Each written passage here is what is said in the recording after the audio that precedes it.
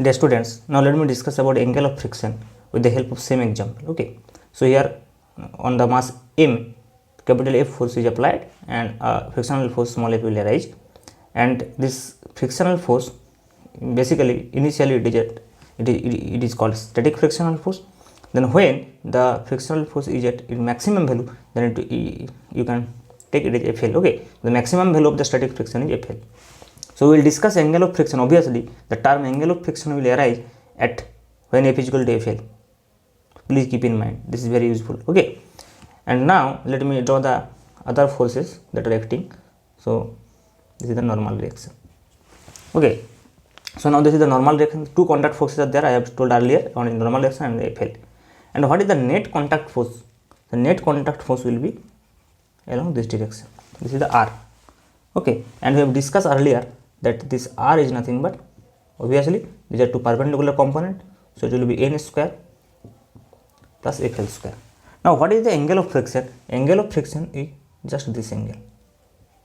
Okay, so angle between the net contact force and the normal reaction. And net contact force is what? The contact force. The net contact force R is the net force of N and FL. That is normal reaction and limiting frictional force. So when here is limiting frictional force, then the resultant force of limiting frictional force and the normal reaction makes an angle with normal reaction, that is lambda, and this lambda is called angle of friction. Okay, this lambda is called angle of friction. So now if you take two components of R, so what will be the horizontal component of R? If you take horizontal component of R will obviously be R sin lambda, and along the vertical direction it will be R cos lambda. And vertical component of R, if you talk about vertical component of R, then it will obviously R cos lambda. And from the figure you can see that R sin lambda, that is nothing but N. So from figure you can say that R sin lambda is nothing but equal to N, and R cos lambda, R sin lambda is FL, this is the horizontal component, and R cos lambda is nothing but N. Okay, so now if you want to find out a relation between FL, N and lambda, then we can find from here. Okay, so let me rub this portion. So if we divide these two equations, that is, if we take this is equation 1, so here R sin lambda divided by R cos lambda is equal to what? FL divided by N.